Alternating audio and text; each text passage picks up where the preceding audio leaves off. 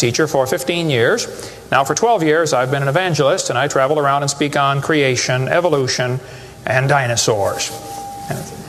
Honor to be here in Coeur d'Alene, Idaho. My first time to preach in your city. How many have been to one of my seminars before or have seen one of the tapes before? Oh, quite a few, okay. How many have not? And how many do not understand the question so far? Okay, that's what I thought. Well, great. It's an honor to be here. I tell folks right up front before I get started too far, because I don't want anybody sneaking up on me, I believe the Bible is the infallible, inspired, inerrant Word of the living God. I believe it from cover to cover. I even believe the cover on mine. It says Kent Hovind. I believe that. And what I try to do in my seminars, I have three distinct goals. Number one, I want to strengthen your faith in the Word of God. Number two, if you're not saved, I'm going to try to get you saved. I'm after you. I'll tell you right now, I'm after you. Okay. Number three, if you're saved and you're not doing much for the Lord, then I'm going to try to make you uncomfortable. Everybody ought to find something to do for the Lord, okay? The worst of you could serve as bad examples, if nothing else. But you can all find something to do for the Lord. All right, this is not my wife. This is just a picture of her. We live in Pensacola, Florida. I've been there 12 years. We have 3 kids, one of each. My kids are, at this time, 21, 22, 23. A year and 2 weeks apart. We call that family planning where I come from. Got the 2 boys married off now, and as soon as I find someone to take over payments on my daughter, I'm going to be home free. So that's the plan. One of my hobbies for many years, I have been collecting science books. I like science. And you can ask any of my kids or ask my wife, when I get bored, which isn't too often around our place, I just read science books. I like science. Taught it for 15 years. Even though I'm not teaching it anymore, I still like to study. It's so many neat things to learn. And there's an awful lot of good science in these books. But folks, there are some lies in our science books. I'm not against science. I'm not against schools. I'm not against teachers. My brother's in his 34th year teaching public school. My mom retired from teaching public school. There's an awful lot of good, godly teachers in the system. But there's some poison in these books. We're going to cover some of that tonight. Richard Dawkins, who hates creationists, said, "It is absolutely safe to say that if you meet someone who claims not to believe in evolution, that person is ignorant, stupid, or insane, or wicked." Well, Richard, I'll send you a copy of this tape, because I'm going to show you 100 reasons why evolution is so stupid. We need to define a few terms, okay? According to the dictionary, stupid means lacking normal intelligence, foolish, silly, a stupid idea, dull and boring. I think evolution is stupid. Now, my mama used to get mad at me when I used that word, so it's a little hard for me, but Bill said, "Brother Hovind, I want you to preach on 100 reasons why evolution is stupid." Okay, Bill, well, you asked for it, so here goes, all right? Let's define some other terms now. The word evolution has at least 6 different meanings, and I've done 58 debates now, and if you're going to get into a debate on evolution with anybody, you better first define what you're talking about, because this is a very slippery term, okay? First, we have cosmic evolution. That would be the Big Bang. There is no evidence whatsoever for that. We'll get into that in just a moment. Then we'd have to have chemical evolution. See, the Big Bang supposedly made hydrogen. Well, how did we get 92 elements, plus the synthetic ones? I mean, how did the chemicals evolve? They don't talk about that much, but that would have to happen. Thirdly, we'd have to have stellar and planetary evolution. Did you know the stars would have to evolve? There's an awful lot of stars out there, folks, but nobody's ever seen one form. There's enough stars out there that everybody on Earth can personally own 2 trillion of them. We've never seen one star forming. We see them blow up from time to time. It's called a nova or a supernova. We've never seen one form. One professor told me one time, he said, "Well, we calculated in the laboratory that if 20 stars explode near each other, it'll produce enough energy to make a brand new star." I said, "Well, that's brilliant. You got to lose 20 to gain 1. You ought to run for Congress. You could help those guys borrow their way out of debt." Man, first place, that's all theoretical. We've never seen it happen, okay? And I think it is scientifically impossible. See, then we'd have to have organic evolution. That would be the origin of life. How did life get started from non-living material? Now, according to the evolution theory, that would have to happen somewhere along the line, long ago and far away. Life had to come from non-living material. And yet, we've never seen that happen. There is no evidence that it can happen. We'll talk about that in a minute. Fifthly, we would have macroevolution. That is where an animal changes into a different kind of animal. Nobody's ever seen a dog produce a non-dog. But the evolutionist believes a dog came from a rock. if you go back far enough in time, 4.6 billion years. Finally, we have microevolution. Now, I don't like this word, okay, because it gets people confused. I think we ought to just call it a variation. But microevolution happens, folks. That is a fact of science. Animals produce a variety of offspring, but it's always the same kind. The first 5 definitions of evolution are stupid.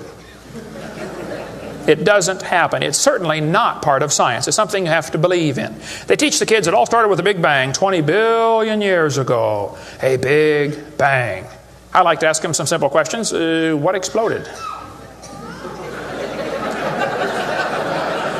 And where did it come from? And where did the energy come from? Et cetera, et cetera. According to the Big Bang Theory, it all started with a little tiny dot and exploded and spread out over all the universe much faster than the speed of light.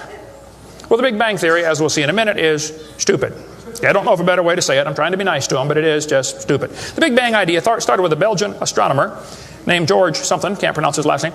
George said that this original matter was no more than a few light years in diameter.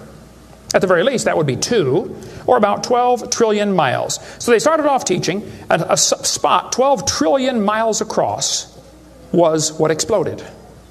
Well, they revised that down. In 1965, they said, no, it was only 275 million miles across. Well, that's way down from 12 trillion. 1972, they said, no, it's only 71 million miles across. I don't know how they know this stuff, but this is what they taught, okay? 1974, they said it was only 54,000 miles across. 1983, they said it was the trillionth the diameter of a proton. Now they're saying it's nothing at all. Nothing exploded. And here we are. This is what the textbooks teach. 18 to 20 billion years ago, all the matter in the universe was concentrated into one very dense, very hot region that may have been much smaller than a period on this page. That's stupid.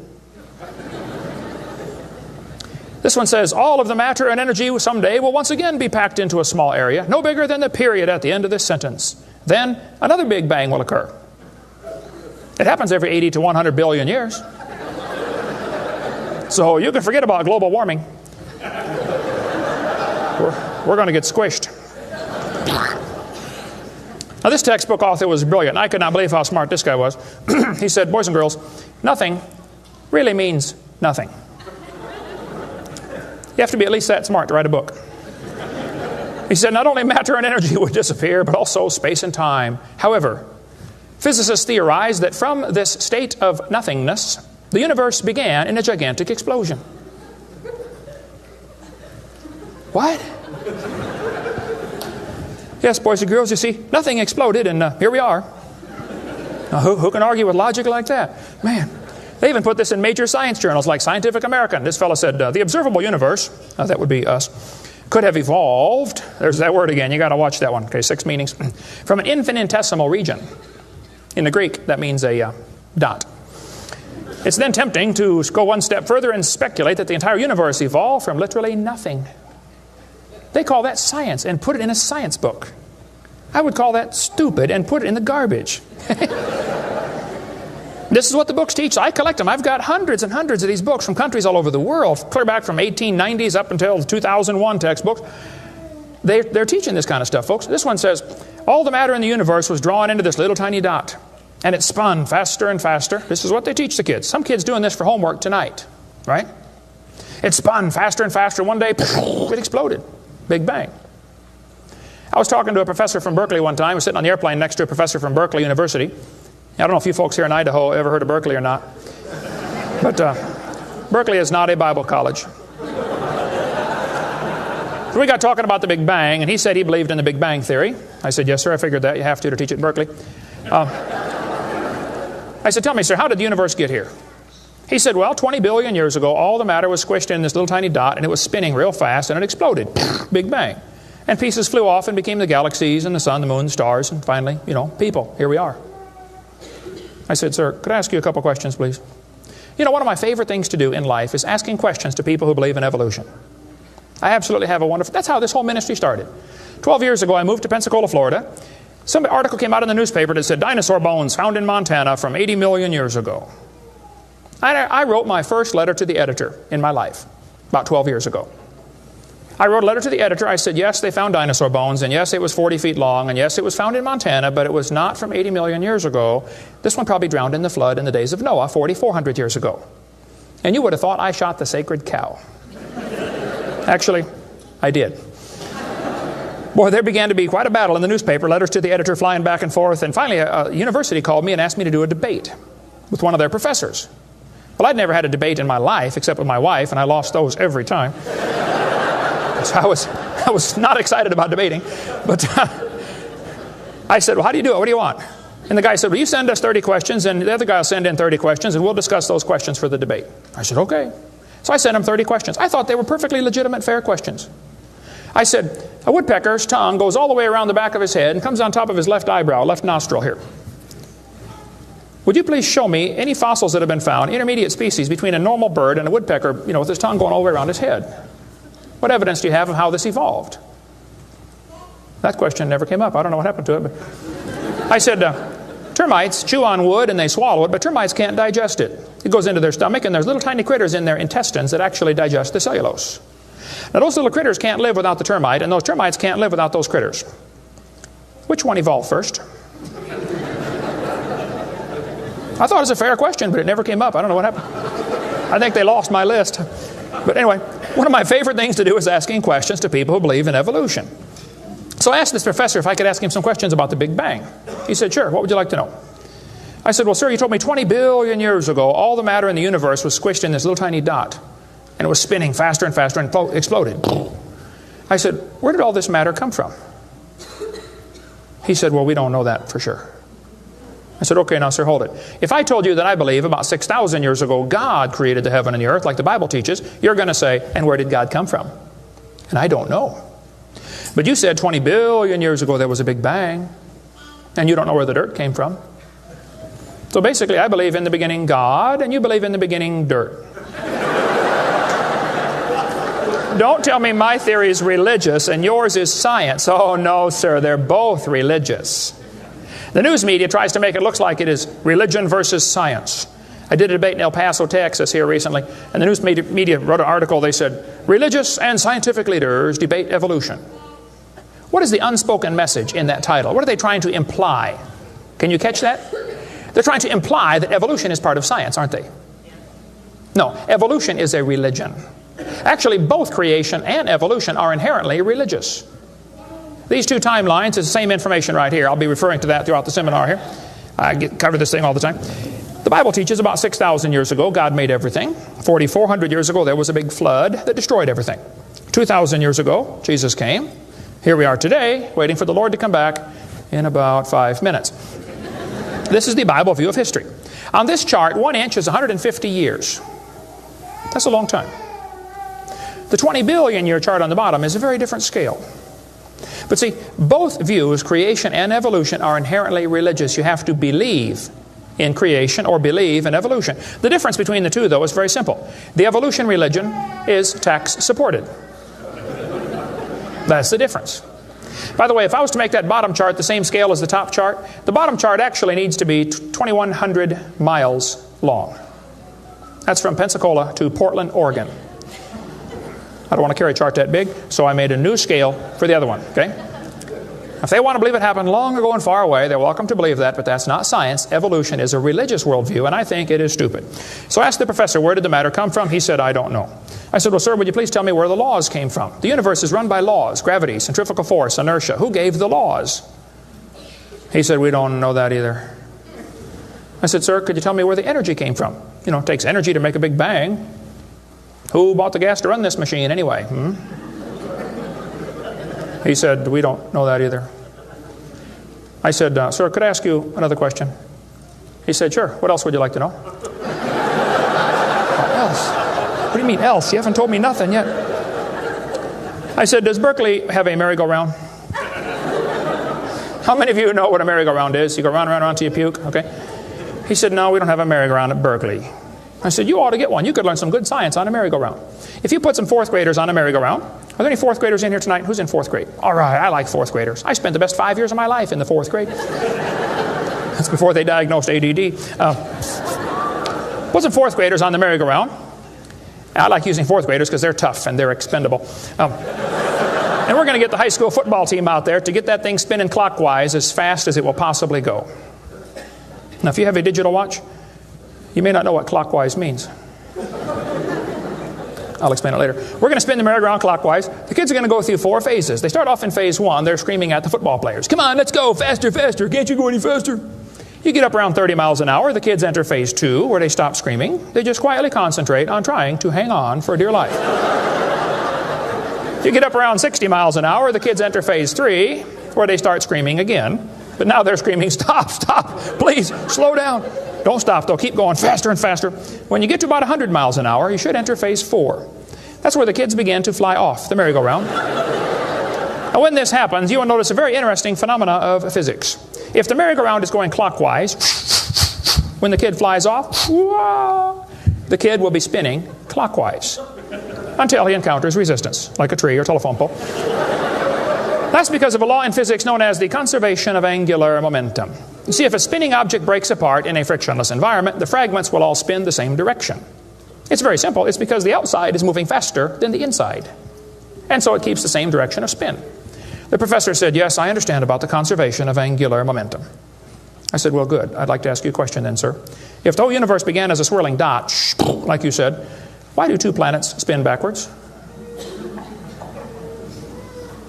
He said, that's interesting. I said, no, that's more than interesting. It's kind of hard on your Big Bang Theory. Not only that, 6 of the moons are spinning backwards. Why? He said, I don't know. Why do you think they're going backwards? I was hoping he was going to ask that. I said, well, sir, I believe it's very simple. You see, I believe in the beginning God created the heaven and the earth, and God did it that way on purpose, just to make the Big Bang Theory look stupid.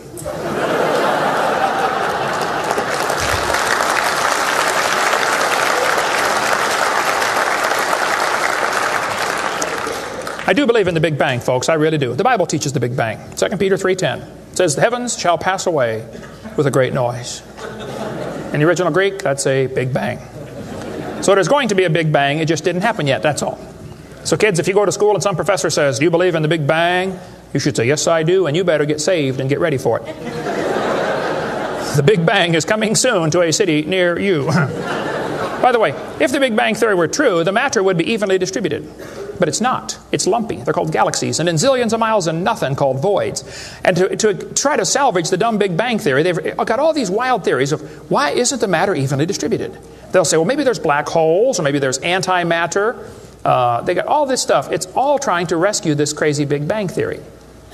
And it's a dud, folks. It didn't happen. There are zillions of stars out there. I mean, lots and lots of stars. And we haven't even seen them all. If star births, they ought to at least equal star deaths, and they don't. We see a star blow up about every 30 years. It's called a nova or a supernova. Well, then how come there are only 300 dead stars out there that we can see, supernovas? That's only a few thousand years worth, isn't it? There ought to be trillions of them, if evolution were true. This fellow said, I have a little hesitation in saying that a sickly pall now hangs over the Big Bang Theory. Yep. I think it is stupid. Now, if you want to believe it, that's fine. I don't care what anybody believes. That doesn't bother me. But see, the problem is they want to use my tax dollars to teach that to your kids in our schools. And that's where the problem comes in. Okay? If you want to believe in the Big Bang, just enjoy yourself. But keep your religion at home. Okay? Because it is a religion. Then they tell the kids the earth formed from a hot molten mass 4.6 billion years ago. This is part of the theory, and it's in all the textbooks. 4.6 billion years ago, earth cooled down, formed a rocky crust. I think that is stupid, and I'll show you why. Was the earth ever really a hot molten mass 4.6 billion years ago, and it cooled down? This textbook says, as earth formed, the surface was like the moon. There were hot pools of bubbling lava. I don't think so. My Bible says the Spirit of God moved upon the face of the waters. So the earth was not created a hot molten mass. It was created under water, which means it has to be less than 212 degrees Fahrenheit or 100 degrees centigrade, or it wouldn't be water, it'd be steam. So the earth was never a hot molten mass according to Scripture. Then when you look in the granite rocks, you find little tiny halos made of polonium. Now these polonium halos are absolutely amazing. Robert Gentry, a friend of mine from Knoxville, Tennessee area, he has been studying radiopolonium halos for a long time. I met him back in the year 2000 and went down to his laboratory, and I got to see some of the halos through the microscope. These little polonium halos are interesting because they have a half-life of less than a few minutes. If the rock was hot, when the polonium, radioactive polonium, decayed and sent out the little particles and made the halo, it would melt away. Like at 4th of July, they shoot fireworks up. Makes a circle. Does the circle stay there? No, it all falls down, right? There are probably none up there now from the last 4th of July, are there? You'd have to freeze the whole atmosphere to keep that sphere in place. This polonium would have to be decaying in a rock that is already solid. So the Earth was never a hot molten mass. Get Robert Gentry's book if you want a lot more on that. But all over, the granites all over the world contain these polonium halos. So it is stupid to say the Earth was a hot molten mass. We have scientific evidence it was not. Here they tell the kids, though, the Earth was hot with large pools of bubbling lava, and that is just stupid. It can't possibly be true. Then they tell them life got started about 3 billion years ago. See, according to the theory, 20 billion years ago there was a big bang. 4.6 billion years ago the Earth cooled down, formed a hard rocky crust, and it rained on the rocks for millions of years and turned them into soup. And the soup came alive about 3 billion years ago. This is what the books teach. This fellow says, both the origin of life and the origin of major groups of animals remains unknown. How did life get started anyway? Well, this textbook tells the kids, oceans formed as it rained on the rocks for millions of years. Yes, boys and girls, millions of years of torrential rains created great oceans. And swirling in the waters of the oceans is a bubbling broth of complex chemicals. Progress from a complex chemical soup to a living organism is very slow. Well, I guess it is. It's totally stopped. Doesn't even happen. That's how slow it is. This one says, the first self-replicating systems must have emerged in this organic soup. Was your great-great-great-great-great-great-great-great-great-great-great-grandpa soup? I think that's stupid, okay? Now, if they want to believe it, that's fine. I don't care what they believe, but don't call it science. What happened back in the 1950s, a guy named Miller and Urey wanted to know how the Earth and solar system had come to be. So they tell the kids he took a mixture of Earth's primitive atmosphere. We'll talk about that in a minute.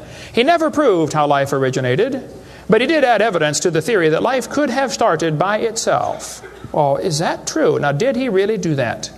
Well, let's just study the facts here. This textbook tells the kids, many important events occurred during the Archean era, the most important of which was the evolution of life. Progress from complex molecules to even simplest living organism was a very long process. Long ago and far away. Fairy tale kids coming up.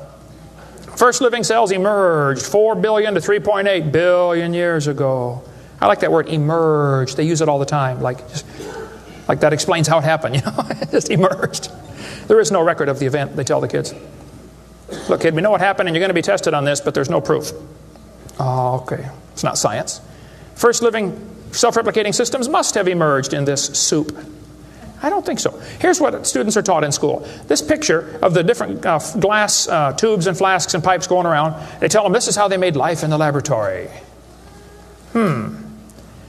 He said he studied the chemical reactions of gases that existed in Earth's primitive atmosphere. Ooh, now this is important, okay?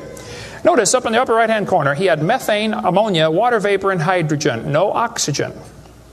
He circulated these gases through these tubes through a spark, supposed to represent lightning. And sure enough, it produced a red goo at the bottom of the flask and had some amino acids in it. They didn't come close to getting life, though. Miller excluded oxygen in a reducing atmosphere because life could not evolve with oxygen.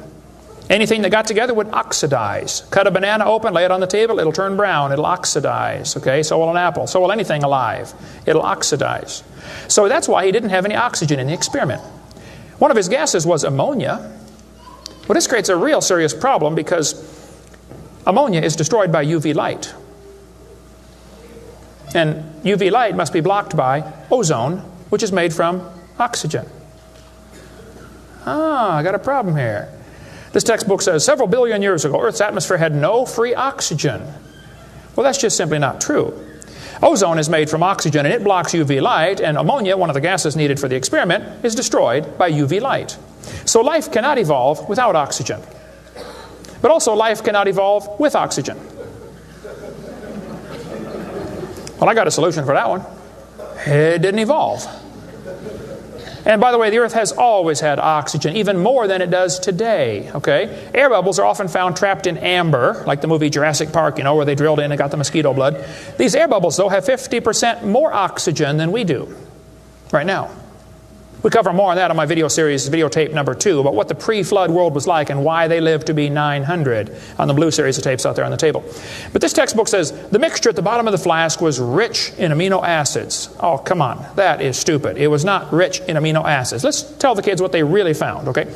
He filtered out the product. As this gas went through the tubes, he sparked it, produced this goo at the bottom, and he drew the goo off because if it went through again, it would be destroyed by the spark.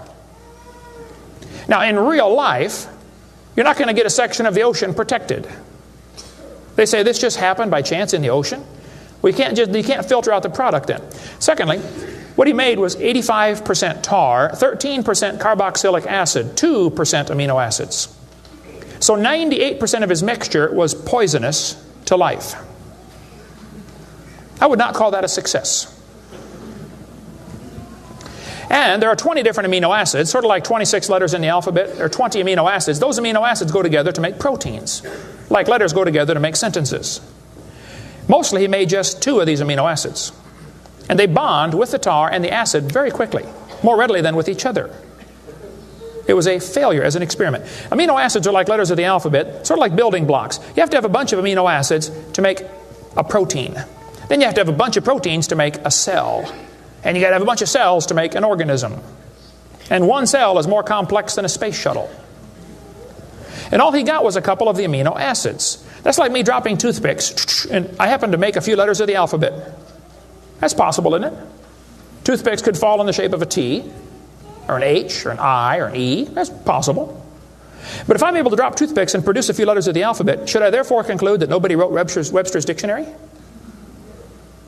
The difference between making a letter with toothpicks and making Webster's dictionary is about like making an amino acid and making a living cell. He didn't come close to making life. He made the equivalent of a few letters, and he actually needed to make huge books. And half of his letters were backwards, left-handed. This creates a real problem since the simplest proteins, the smallest proteins, have 70 to 100 amino acids, all of them left-handed. This really compounds his problem. RNA and DNA are all right-handed molecules, and they are unbelievably complex. And hundreds of these amino acids must combine to make a protein, and this has to be in a precise order. And they unbond in water much faster than they bond, and last time I checked, the oceans are completely full of water. So Brownian motion is going to drive them away from each other, not together. It just isn't going to work. He did not make life in the laboratory. But they tell the kids, he showed how life could have started by itself. Oh, that is just a stupid, okay? That's a lie. He did not show anything of the kind.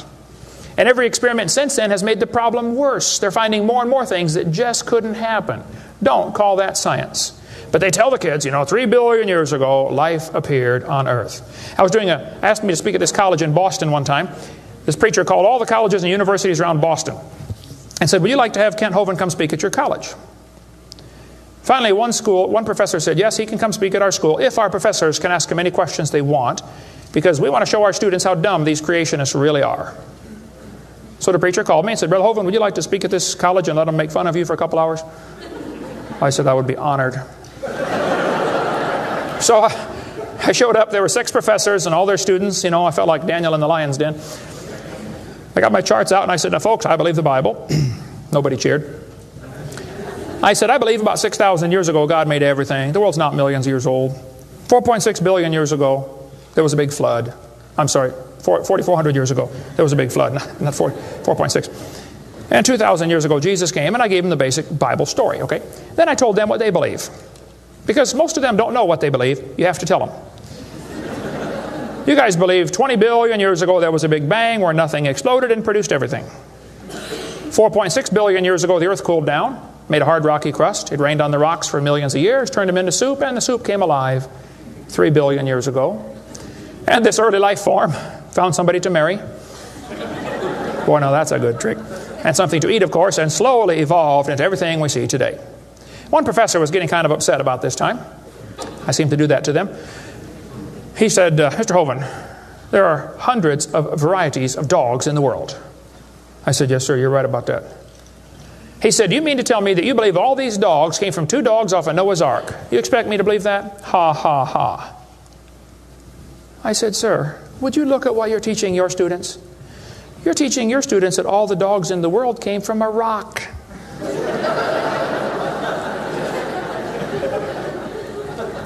I had one woman, come to me after a debate one time. She was steaming down the aisle. Boy, she was mad. Oh, I could tell I'm in trouble now. I stood there quivering in my boots, you know.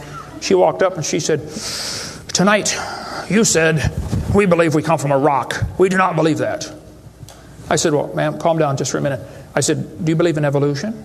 She said, "Yes, I do. I'm a professor here at the university." I said, "Well, would you please tell me then where we came from?" She said, "We came from a macromolecule." I said, "Where did that come from?" She said, "From the oceans, from the prebiotic soup." I said, "Where did that come from?" She said, "Well, it rained on the rocks for millions of years." And you could see it was slowly dawning on her. I do believe I come from a rock, don't I? "Yes, ma'am, you do. You ought to be proud of it. Hey, don't step on Grandpa, whatever you do." Look, that's stupid, okay? There's no kind way to say it. There's a great book dealing with some of the flaws in the Miller experiment. If you want more on that for your kids to study out there on the table, get the book Icons of Evolution. Then they tell the kids that these plants and animals, not only did life evolve from non-living material, then this life had to learn to reproduce itself. Why would any organism want to reproduce more of its own kind when that's only going to increase competition for the food supply? Why didn't they instead evolve the ability to live forever and be happy? Huh? You ever think about that? I was in a debate one time, and we had question and answer time at the end. The student stood up and he said to the evolutionist, he said, "Sir, how did male and female evolve?" The professor got up and he said, "Well, that is a giant mother may I step in the evolution story." A mother may I step? This is science. Wow. Well, so according to them, you know, for the next few billion years or hundreds of millions of years, you know, life learned to produce something other than its own kind. Of course, today everything only produces its own kind, but they say long ago and far away, they were able to do something different. Textbooks will say we started like a bacteria and slowly evolved to a human. I think that's stupid. But if you want to believe that, that's perfectly fine. Those trees of life that they put in the textbooks for your kids are a bunch of nonsense. And even evolutionists will admit that. Stephen Jay Gould, the Marxist professor at Harvard University, he says that evolutionary trees that adorn our textbooks are not the evidence of fossils. It's only inference. We infer, we imply, we hope it happened this way. This textbook says, all the many forms of life on Earth today are descended from a common ancestor.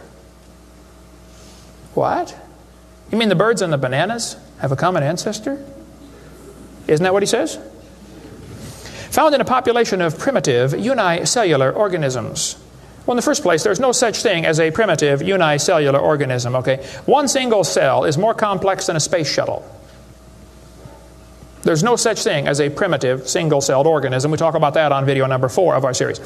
But he says, all the forms of life are descended from a common ancestor found in a population of primitive unicellular organisms. What were those first cells like? How do we know? What events led up to their formation? No traces of those events remain. Did you catch that? Hey kid, we know what happened, but there's no proof. Primitive, huh? This one says the humans, mammals, birds, crocodiles all had a common ancestor. Well, anything inside that circle is religious speculation. It is stupid. Reptiles produce reptiles, dogs produce dogs, people produce people, and there's never been an exception to that. Darwin said, though, if my theory be true, here's his book right here. You can look on page 211. He said, if my theory be true, numberless intermediate varieties must assuredly have existed. Boy, you're right about that, Charlie. I mean, to change from a rock to a dog would take a few changes. David Robb, who believes in evolution very strongly, says, in the years after Darwin, his advocates hoped to find predictable progressions. In general, these have not been found, yet the optimism has died hard, and some pure fantasy has crept into textbooks. Oh, you're kidding. Fantasy in our textbooks? Oh, yep. They tell the kids they have evidence of evolution from fossils. I don't think so. That is stupid, okay? If you find a fossil in the dirt, all you know is it died. You don't know that it had any kids, do you? And you sure don't know that it had different kids. I mean, think about it. You're in a court of law. You bring in a bone to the judge. Judge, I found this bone in the dirt. This is the ancestor of all the humans today. They would laugh at you. You don't know that that's the ancestor of anybody, do you? And why on earth would you think a bone in the dirt can do something animals today cannot do?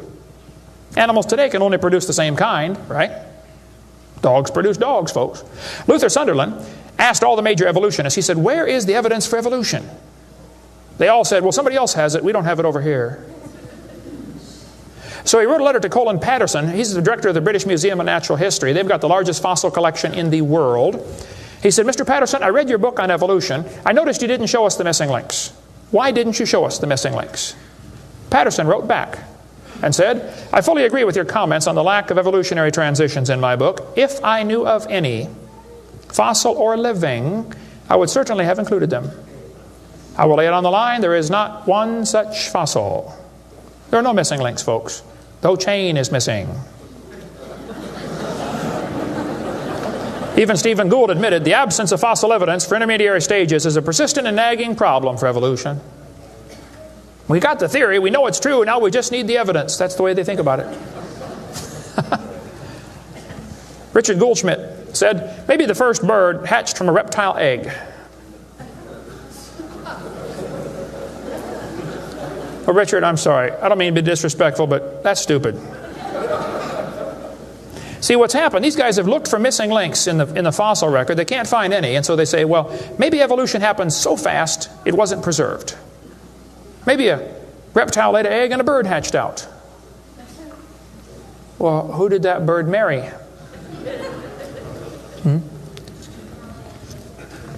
There's only about a zillion differences between a reptile and a bird. We'll get into that later sometime if we get time. But if they want to believe that, that's perfectly fine. Here's what happened. Charlie Darwin graduated from Bible college to be a preacher in the Anglican Church in 1830. He couldn't get a job, so his dad pulled a few strings and got him a job on board HMS Beagle. He's going to sail around the world and collect bugs. And while he's sailing around, he stopped off at these islands right there called the Galapagos Islands. There on those islands, Charlie noticed there were 14 different varieties of finches. Charlie studied the birds very carefully and said, you know what? I think all these birds had a common ancestor. I bet you're right, Charlie. It was a bird. And then Charlie said in his book on page 170, he said, it is a truly wonderful fact that all animals and all plants throughout all time and space should be related to each other. Now, hold on a minute. You see 14 kinds of birds, and you conclude that birds and bananas are related. That's stupid. You should conclude that those 14 kinds of birds had a common ancestor, but that's as far as it ever goes, folks, okay? I don't know of a kind way to say it, Charlie, but that's stupid. Okay, we don't ever see a bird produce a non-bird. See, dogs produce dogs, and you might get quite a variety of dogs. Roses produce roses. That is called microevolution. Now, that is a fact, folks. It happens. It is observable. It is scientific. I don't think we ought to use that word, microevolution. We should just call it a variation. But they use it, so, just so I qualify that, it's a lousy term. It gives what's called a free rider effect to the rest of the 5 religious ideas of evolution. You might get a big dog or a little dog, but you're always going to get a dog when you crossbreed your dogs. And I would go so far as to say probably the dog, the wolf, and the coyote had a common ancestor. This Irish textbook shows different dogs, and it calls it divergent evolution. Oh, come on. Giving it a fancy name doesn't change a thing. It is still a dog. And a 3-year-old can tell you. Anybody in here 5 years old? Who's 5 years old? 5 years old. What's your name? Misty. Here we have a dog, a wolf, a coyote, and a banana. Which one is not like the others? Dog, wolf, coyote, and banana. Banana. All right, let's give Misty a hand. Very good. The other ones. Some of these college professors can't tell. Look, there's a variety of dogs, folks, and they probably had a common ancestor. It was a dog. Okay? It's just a dog. See, variations happen within the dog kind. You get a big dog or a little dog, but there are limits to these variations. Haven't the farmers been trying to breed for bigger pigs for a long time? They try to get the biggest pig they can, don't they? Do you think they'll ever get a pig as big as Texas? I bet there's a limit in there somewhere, isn't there? Roaches become resistant to pesticides after a while. Do you think they'll ever become resistant to a sledgehammer?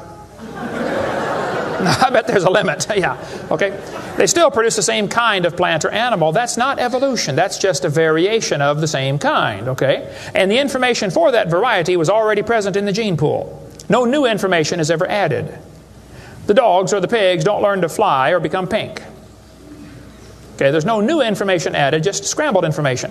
And the gene pool of the new variety is now more limited than before. Somebody spent years crossbreeding dogs to develop a Chihuahua. All that work to make a dog that is 100% useless.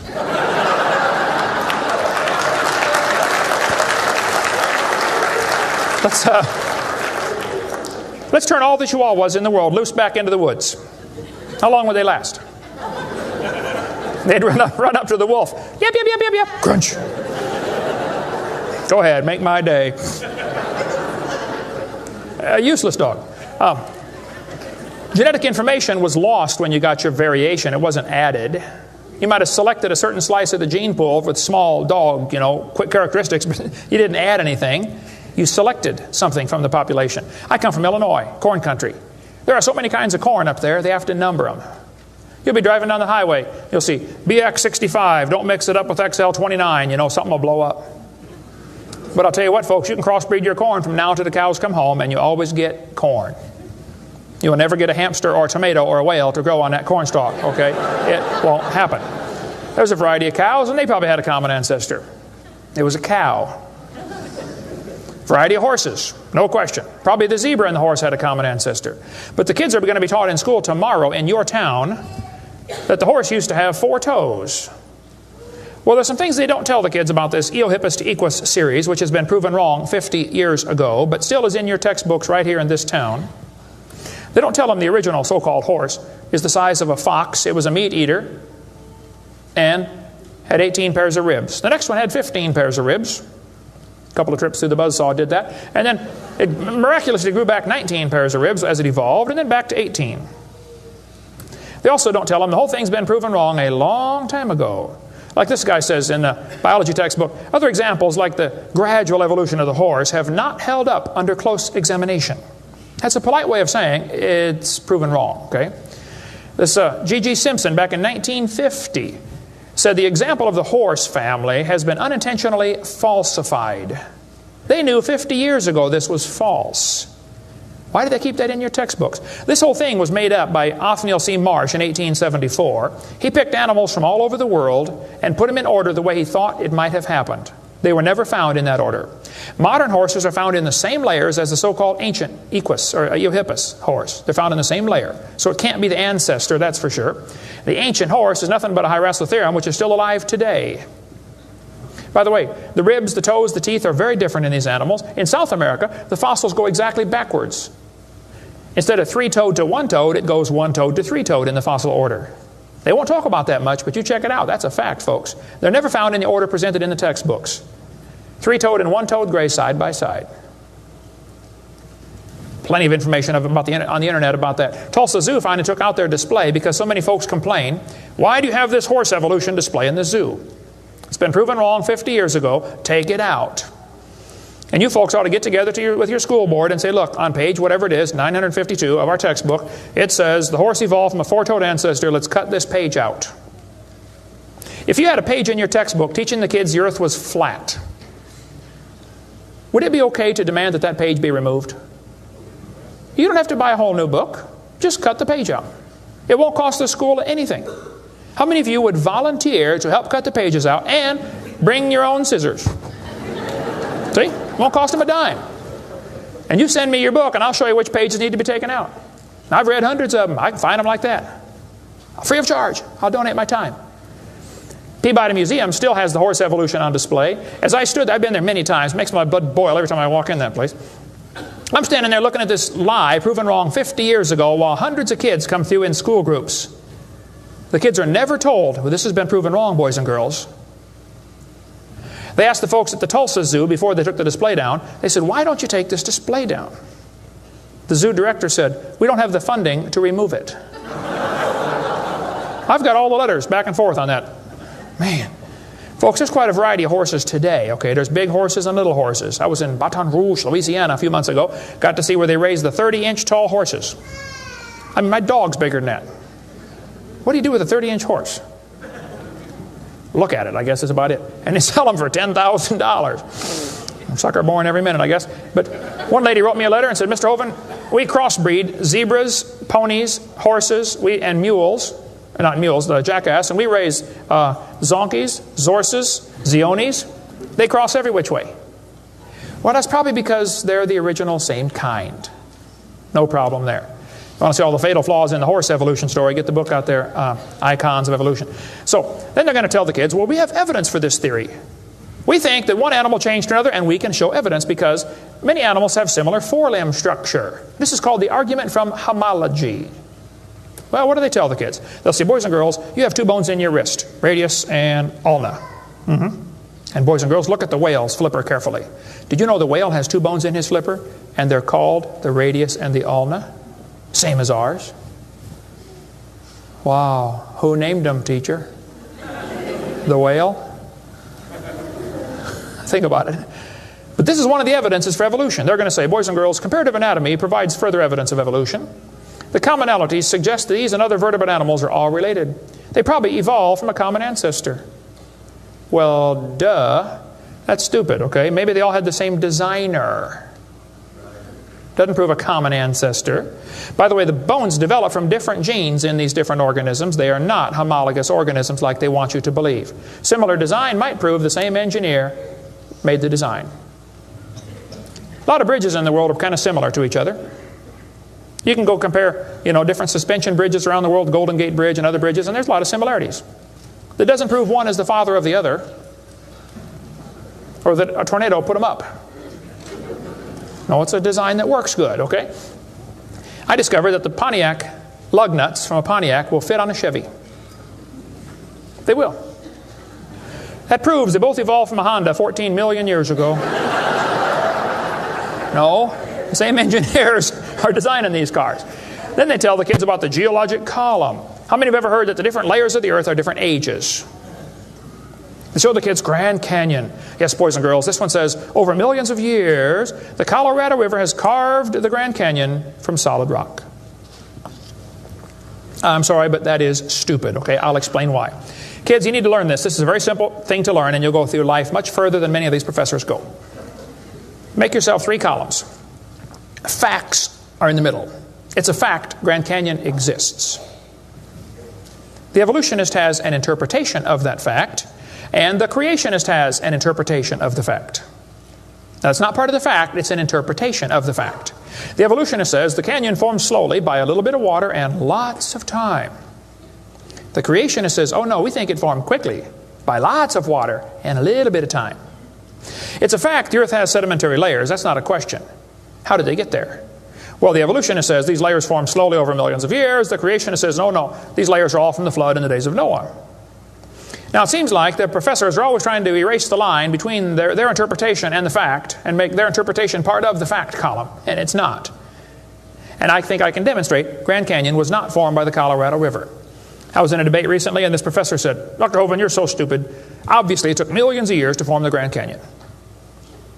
I said, well, sir, I've seen Grand Canyon many times. I taught earth science for 15 years. I've studied it intensively.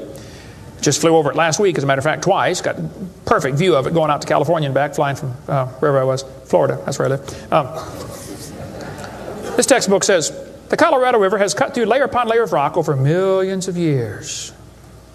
Well, if you built a dam across Grand Canyon, it would take a lot of dirt or concrete, but if you could, okay, it'd be a huge dam. A giant lake would back up behind that dam, covering several states. That purple area is all drained right through the Grand Canyon drainage basin. This snow line tells a very interesting story. In between these 2 red lines is snow. This is a picture from a satellite showing about 150 or 200 miles of the canyon area. Real wide shot. The river enters the canyon at the far right. The river is 2,800 feet above sea level. As it goes down through the canyon, the ground is rising up. It's called the Kaibab uplift, okay? The uplift is 7,000 or 8,000 feet above sea level. Interesting. The river flows downhill. All rivers flow downhill. So as the river enters the canyon and flows downhill from there, when it gets to the 1,800-foot elevation mark, the top of the canyon is 7,000 or 8,000 feet above sea level, so it's over a 1-mile drop. Very impressive. Hole in the ground. But some points to ponder. I said to the professor, I said, "Sir, did you know the top is higher than the bottom?" He said, "Yeah." I said, "Did you know the river only runs through the bottom?" He said, "Yeah." I said, "Sir, the top is higher than where the river enters the canyon by 4,000 feet. Rivers don't flow uphill. There's no delta. Where's all the mud that washed out? There's no way that river made that canyon. Grand Canyon is a breached dam, a spillway that washed out. There was a lake probably for some length of time after the flood, and it got too full, and all that water went roaring through there. Probably carved that canyon out in a couple of weeks. Not millions of years. Absolutely impossible for that river to have made that canyon. We cover lots more on that on videotape number 6 of our series. But they tell the kids, the Colorado River made this canyon slowly over millions of years. I'm sorry, that is stupid. That can't possibly be true. They need to learn the facts. Charlie Lyell, back in 1830, he was a lawyer from Scotland. Somebody calculated one time that if all the lawyers in the world were laid end to end around the equator, we would all be better off. Charlie Lyell hated the Bible. In 1830, he wrote this book right here. Oh, I got it down on the table. I picked up the wrong one. Principles of Geology. Here it is on this table. Charlie Lyell wrote this book, 1830. In this book, he mocked at scriptures. He hated the Bible. You can see it mocking all through they're here. In here, he and other fellows back in that time, Cuvier, Steno Strata Smith, and some of these guys, they invented the geologic column. How many have ever heard of the geologic column before? They say each of the layers is a different age. You know, Cenozoic, Mesozoic, Paleozoic, Archeozoic, all them Zoic boys. And they gave each layer of rock a name, like maybe you saw the movie Jurassic Park, and an age, and an index fossil. This was done in 1830, way before there ever was a carbon dating or potassium argon dating or lead-208, lead-206, uranium-235, uranium-238. Didn't exist, folks. The dating text didn't exist. They just made up these numbers out of the clear blue sky.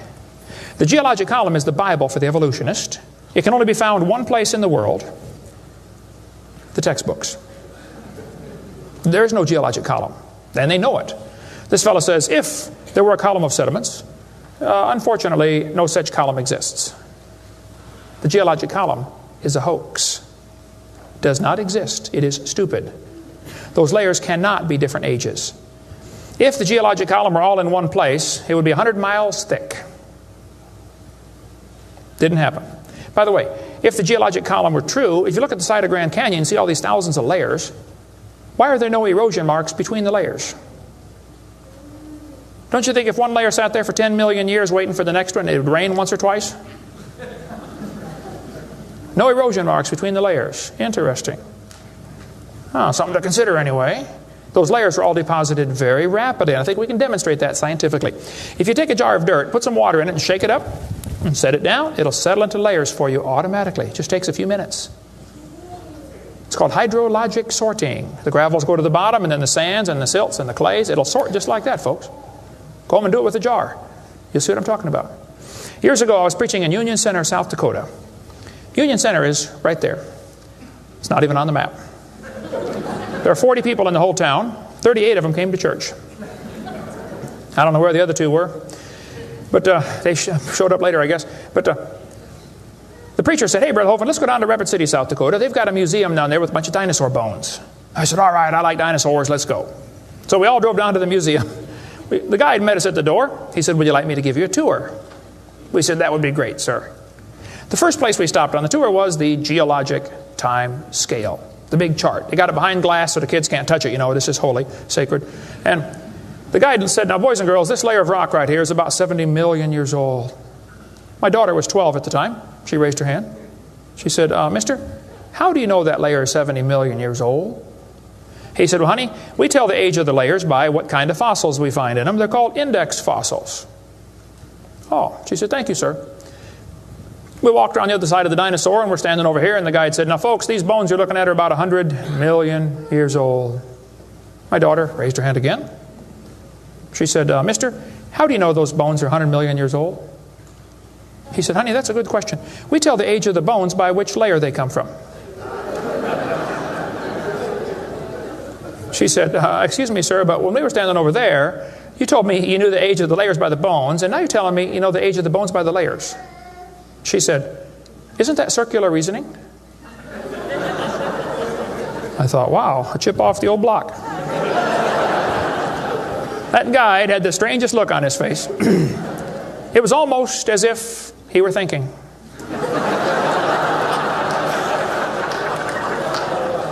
He looked at my daughter.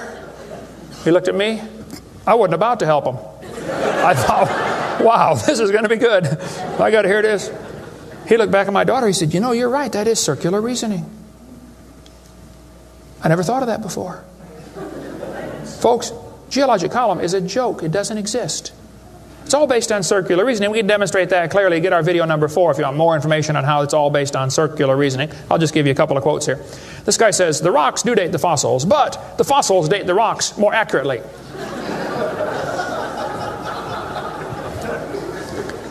Stratigraphy cannot avoid this kind of reasoning if it insists on using only temporal concepts because circularity is inherent. You have to use circular reasoning to get it right. Well, that's stupid. And you don't need to be too bright to figure out that's stupid, okay? This geologic column contains limestone scattered all throughout the geologic column. I like to ask him the question, I say, fellows, you have limestone scattered all through this column. How do you know the age? It's all limestone. I mean, if I handed you a piece of limestone, how would you know if it's 100 million year old Jurassic limestone or a 600 million year old Cambrian limestone? I mean, how would you tell the difference? There's only one way they can tell, by the index fossils. That's how it's done, folks. That is stupid. Because those fossils don't count for anything, as we'll see in a minute. They tell the kids each of these layers is a different age. 100 million, 200 million, 300 million, real impressive, huge numbers. Now, Charlie Darwin did not like round numbers. He wanted to be more precise. He said the Wealdian deposits are 306,662,400 years old. Now, okay, Charlie, I think that's stupid. Those layers are not different ages, folks. All over the world we find petrified trees standing up, running through multiple rock layers. Now, if you get a petrified tree standing up, running through different rock layers, I don't think it's smart to say those layers are vastly different ages. Petrified trees in the vertical position, they find them all over the world. Okay, here's one from Alabama. Come out of a seam of coal, through 20 feet of rock, into another seam of coal. They found about 3 dozen of them, I think, in that one little coal mine, one little area, while they're digging the coal out. Petrified trees standing up. Cookeville, Tennessee, they found a bunch of them. This one's 30 feet tall, standing up. Joggins, Nova Scotia is famous for their petrified trees standing up in the vertical position. All over the area there, folks. Those trees did not get slowly covered by the sediments over millions of years. They would rot and fall down. Sometimes the petrified trees are upside down, running through many rock layers. Scientists estimate at the bottom of Spirit Lake in Mount St. Helens there are now 20,000 trees that were blown out by the volcano. Thousands of them are standing up in the bottom of the lake, already buried 15 feet deep in mud. None of them grew there. Those trees are going to petrify. Only takes a few years to petrify a piece of wood. In the laboratory, it can be done in 24 hours. We cover lots more on how fast things can petrify in videotape number 6 of our series. But they dug up a guy, they buried this doctor in Tennessee. 14 years later, his wife died. When they went to dig the grave, water soaked into her grave. And they said, oh, we can't bury Grandma there. So they dug a hole on the other side. Water soaked in. So they dug a hole and buried Grandma somewhere else. And then the kids got worried about Grandpa, so they went and dug up his grave. The arms had rotted off, but the rest of the body had petrified in 14 years, turned to stone from water running through the coffin. I got tons of material on how fast things can petrify. Those layers are not different ages. They all formed in one big flood in the days of Noah. To tell the kids the layers are different ages is stupid. That just simply is not true. So what about carbon dating and potassium argon dating and rubidium strontium dating and lead 208, lead 206, uranium 235, uranium 238? Well, we'll cover that after a quick break here. Show you some ways that this is just stupid, okay? That's not a way to tell the age of anything. We're going to give you some more evidence that evolution is stupid. Now, if you want to believe in it, that's perfectly fine. I don't care what you believe in. But the devil is laughing at you for believing in that. He has you fooled, and he is laughing at you, okay? If you want to believe you came from a rock, well, you just enjoy yourself. But that's not science. God made this world. God loves you. God has a plan for your life. And if you don't want it, well, that's your business. But God loves you, and He wants you to come to heaven. And if you'd like to find out how to go to heaven, come see me. I'll be glad to show you. I'm going. It's not because I'm good. If I get what I deserve, I'm in serious trouble. But I've been forgiven by the blood of Jesus Christ. You can have the same thing. After the break, we'll show you some more things that make evolution stupid. Coming up next. Thank you.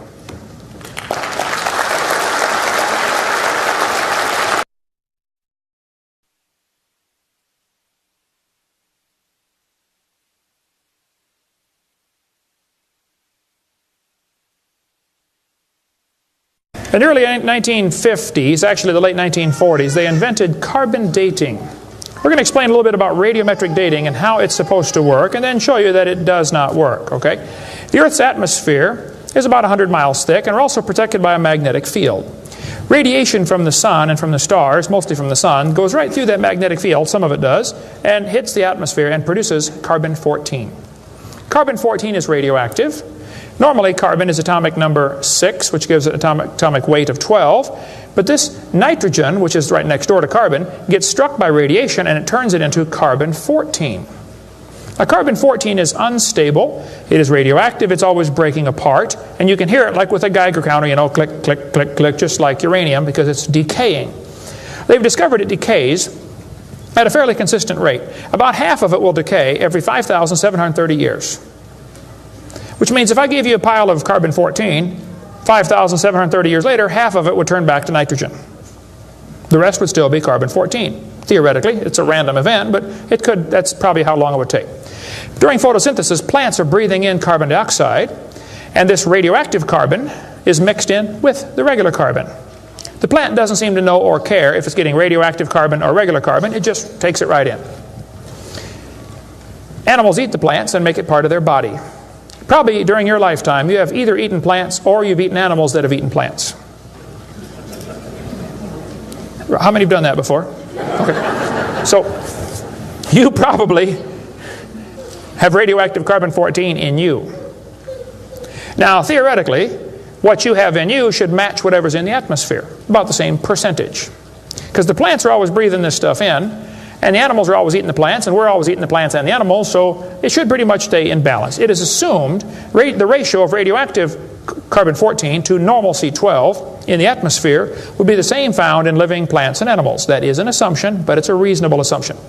The atmosphere today is 0.0000765%. Not much. That's how much carbon-14 it has in it. When the plant or animal dies, it stops eating or breathing. How many knew that already? Okay.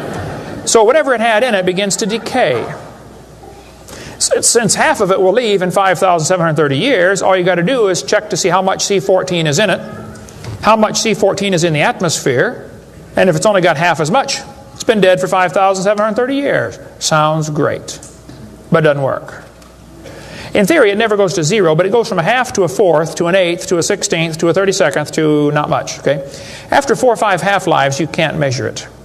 So if anybody ever tells you, we know the Earth is millions of years old because of carbon dating, you can rest assured they don't have a clue what they're talking about. Because if it worked, it would only work for 30 or 40 or 50,000 years maximum. They compare the amount of C14 in the object being dated with the amount currently in the atmosphere and estimate how long the object has been dead. It sounds good, but there are some assumptions that mess everything up. Okay? Assumption number 1, has the amount of C14 in the atmosphere always been the same? Has it reached equilibrium? This is an interesting problem. If I told you to fill a barrel with water, but I drilled holes on the other side of the barrel, while you're filling it, it's leaking out. At some point, it's going to be leaking at the same speed you're filling, and that point is called equilibrium. You will never fill the barrel past that point unless you plug the holes or fill faster. See, it's filling and leaking at the same time, sort of like your checkbook. You put it in and it leaks out, okay? Hopefully you want to at least be at equilibrium, okay? If less than that, you're going to be in trouble eventually. See, if your outgo exceeds your income, your upkeep will be your downfall every time. Well, they say if you took a brand new planet Earth and stuck it out in the solar system, the sun would start producing carbon-14. It would start decaying also right away, and it would take about 30,000 years to reach this equilibrium point. Well, Willard Libby and others who invented carbon-14, University of Chicago in 1947 to 53, he got a Nobel Prize for it in there somewhere. He said, well, it would take 30,000 years to reach equilibrium. He said, well, we know the Earth is millions of years old. Mistake number one. So we can ignore the equilibrium problem. Mistake number two. The Earth's atmosphere has still not reached equilibrium. There's more C14 now than there was 10 years ago, which proves the Earth is less than 30,000 years old, which I could have told them just from reading my Bible. See, if an animal is still alive, be it plant or animal, okay, it should have about 16 clicks per minute on your Geiger counter per gram. If it's 0 years old. Actually, 0 years dead. If it's getting only 8 clicks per minute, then it's 5,730 years old. If it's giving you 4 clicks per minute, it's gone through 2 half-lives. It's 11,000 years old. If it's 2 clicks per minute, it's 17,000 years old. This is how they date it. So if you're getting 2.5 clicks per minute, you just find the point on your graph and draw the line over and determine the age. Sounds real simple, but it doesn't work. If we had walked into a room and found a candle burning on the table, and I asked you the question, when was it lit? You say, I don't know, Mr. Hovind, it's burning when I got here. Okay, well then let's do some empirical science. Empirical science is things we can test and measure and observe and test. Not theoretical, I mean empirical. We can measure it and weigh it. Let's measure the height of the candle. Suppose the candle is 7 inches tall. Who can tell me when it was lit? Okay, nobody. Let's do some more empirical science. Let's measure the rate of burn. Suppose we determine it's burning an inch an hour. When was it lit?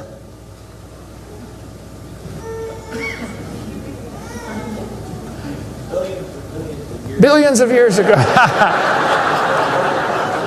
You're going to have a hard time telling me unless you're willing to make some assumptions. How tall was it when it started? Oh, we don't have any idea.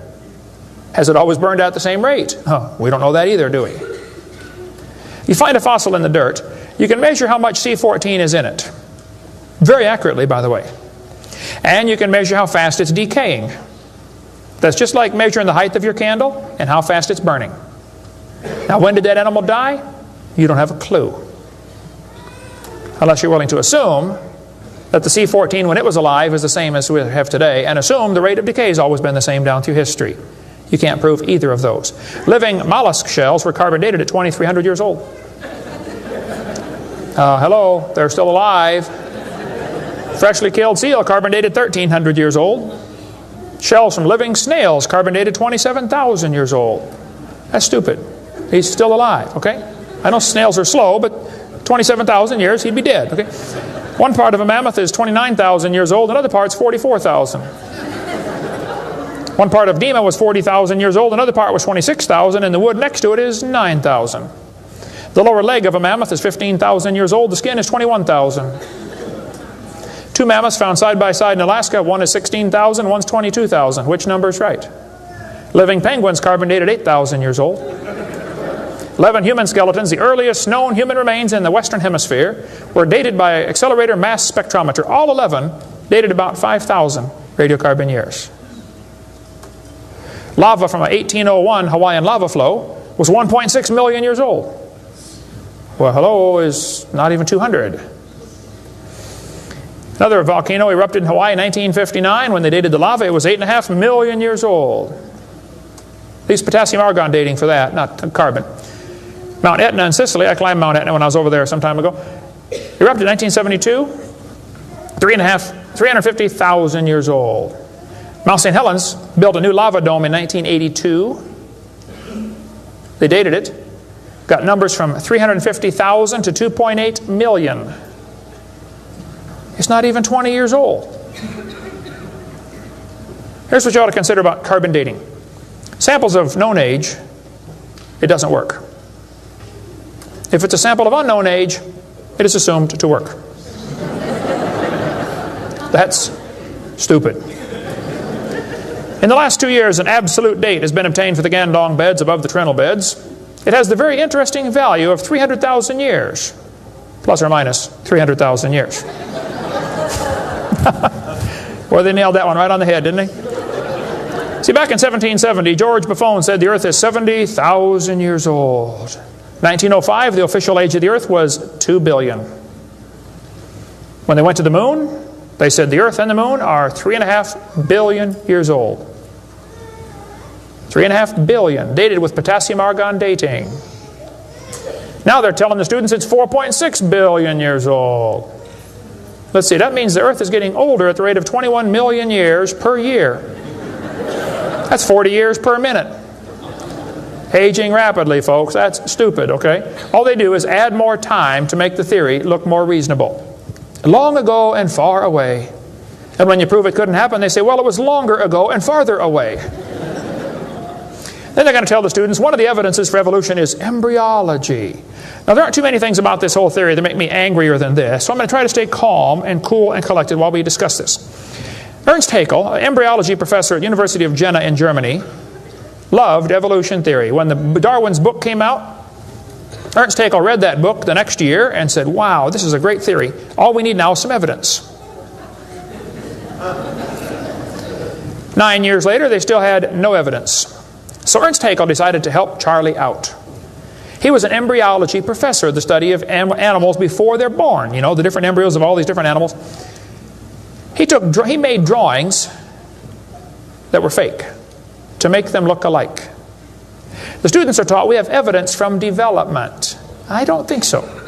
The similarity between early stages in development of many different animals helped convince Darwin that all forms of life shared common ancestors. Actually, Darwin considered this by far the strongest single class of evidence a class of facts in favor of his theory. This is stupid, folks. I'll show you.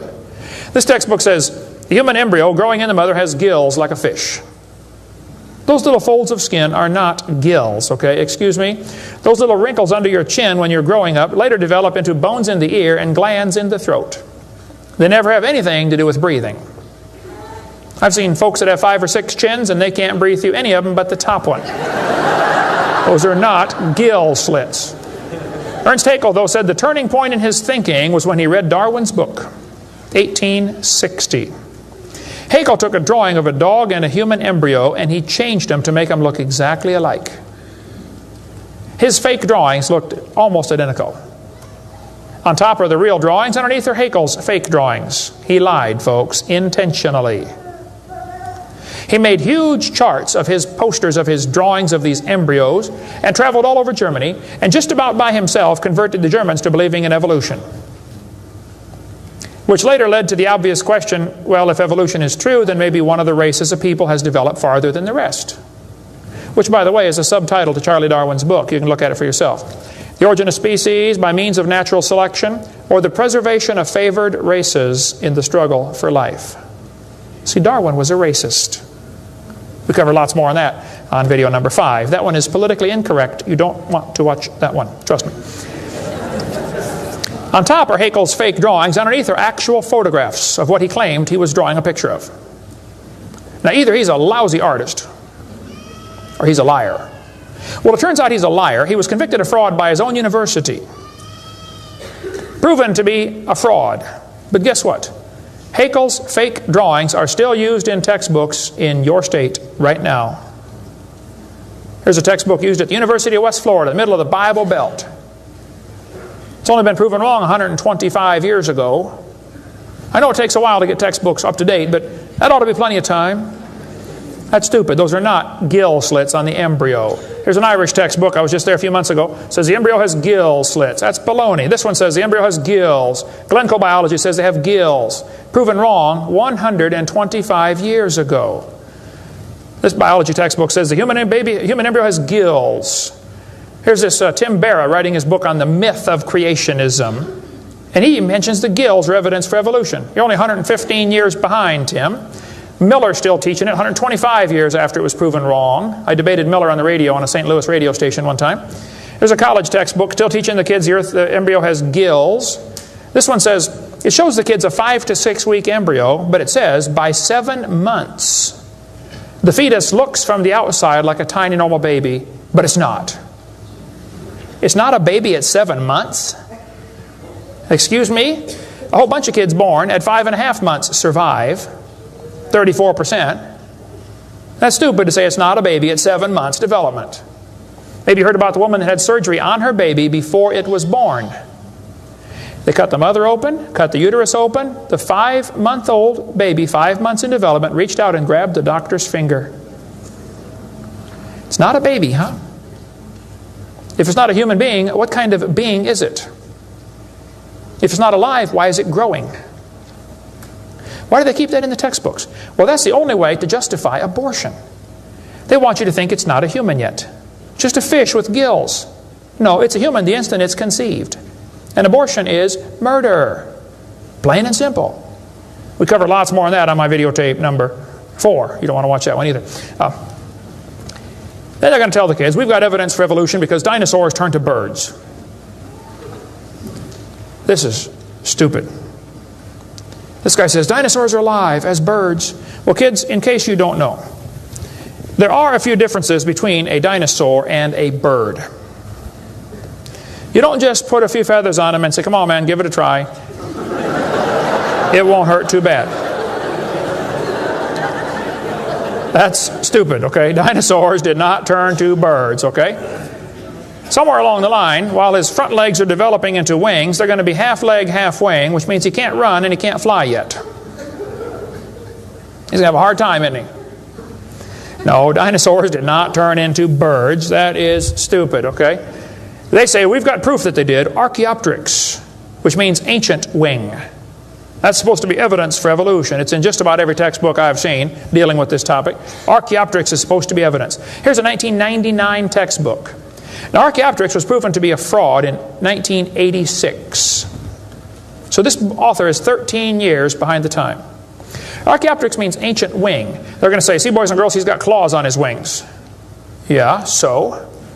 12 birds today have claws on their wings. The ostrich does, the Watson does, Turako does, ibis does. So what? It's kind of unusual, but 12 birds have it. They're going to say, well, he's got teeth in his beak. That proves he's got a reptilian feature. Well, now, wait a minute. Some reptiles have teeth, some don't. Some mammals have teeth, some don't. Some fish have teeth, some don't.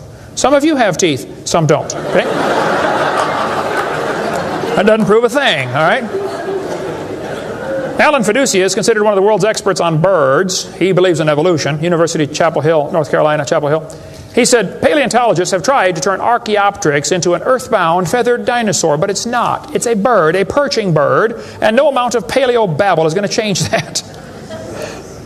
It's a bird. By the way, even by their twisted thinking, birds are found in layers lower than Archaeopteryx. If you find fully formed birds in rock that you think is 130 million years old, then Archaeopteryx at 65 million years old cannot be a missing link, can it? Because birds were already here. Even with their dumb geologic column, it doesn't work. We cover lots more on that on video 4. They say bird feathers evolved from scales. Well, that's stupid. In the first place, they come from different genes on the chromosome, okay? Developed totally different. A scale is a hard wrinkle in the skin. They attach to the skin very differently. Feathers are incredibly complex, folks. Unbelievably complicated. They're both made from the same protein, keratin, and that's where the similarity stops. So what? Battleships and forks are both made of iron. Doesn't prove they both evolved from a tin can. Proves the engineers using the same material for different functions. And God used keratin for fingernails and hair and scales and feathers. So, same designer, that's what it proves. A lot more on the bird evolution in the book Icons if you want to get that. Then they tell the kids about the peppered moth. Yes, boys and girls, somebody in England went around and counted the moths on the trees. Must have been a government project. They discovered it's 95% light moths and 5% black. Well, so the story goes, they burned coal in the factories, the trees turned black, and the moths changed to black moths. Because when they counted them again, they said they found 95% black and 5% light.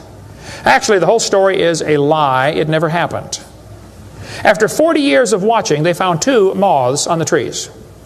2 total out of 40 years. So they glued dead moths to the tree to take a picture for your kid's textbook. Then he wanted to get a picture of a bird eating a moth. So he put some moths in the refrigerator to calm them down so they got nearly frozen. Then he put them on the tree and they couldn't even hang onto the tree. So he warmed them up on the hood of his car. Put them out there on the tree and the moth is staggering around trying to warm up, and a bird ate one. He got a picture. Wow, proof of evolution. It's a lie. Didn't happen. Even if it were true, dark moths and light moths were there at the beginning, and dark moths and light moths were there at the end. The ratio of population might have shifted, but the story wasn't true. So, doesn't prove anything. That's stupid. That's not evidence for evolution. They tell the kids, we've got vestigial structures. Now, a vestigial structure is something you don't need anymore. They'll say, boys and girls, you have an appendix that you don't need anymore. That's a vestigial structure. That's proof of evolution. Well, excuse me, you do need your appendix, okay? That is stupid. The appendix is part of your immune system. If your appendix is taken out, you can still live, okay? But it increases your susceptibility to quite a few diseases. You could live without both your legs and both your arms and both your eyes also. That doesn't prove you don't need them. Does it? There are no vestigial organs. And even if there were, that would be the opposite of evolution. That's losing, not gaining. This textbook says, boys and girls, whales, and many organisms here, like a whale, retain traces of their evolutionary history. For example, the whale retains pelvic and leg bones as useless vestiges. I'm sorry, that's not true. This one says, just imagine whales walking around. It's true. These little bones right there is what they're talking about. Just imagine him walking around. I can see it now, can't you? All you need is a good imagination and some LSD and you'll be able to see that whale walking in real life. This textbook says, the whale's pelvis is evidence of its evolution from 4-legged land-dwelling mammals. Well, that is stupid, okay? Those bones in the whale's abdomen are essential to hold muscles that support the reproductive system. Without those bones and those special muscles, the whales cannot reproduce. This has nothing to do with walking on land. It has to do with getting more baby whales. So the author that wrote this is either ignorant of his whale anatomy and should not be writing a book about it, or he's a liar trying to push a theory off on our kids. Here, this one says, whales once lived on land. Whales were not always sea dwellers. Modern whales show skeletal evidence of previous existence on dry land. Buried deep in a whale's hip muscles are 2 small bones, all that is left of the whale's pelvis and hind legs. That's stupid. The male and female bones are very different on whales. Check your whale anatomy and tear that page out of your book. Has no business being in there. This textbook says, humans have a tailbone at the end of the spine that is of no apparent use. I was debating a guy in North Alabama. He was the president of the North Alabama Atheist Association or something like that.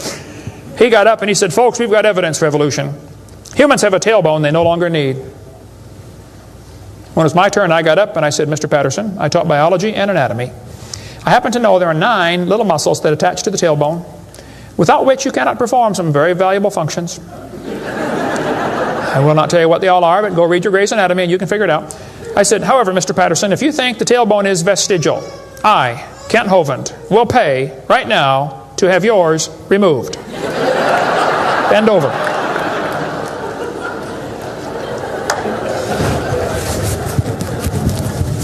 That is stupid, folks. The tailbone is not vestigial. This one says, the coccyx, that's the tailbone, the small bone at the end of the human vertebral column, has no present function and is thought to be the remainder of bones that once occupied the long tail of a tree-living ancestor.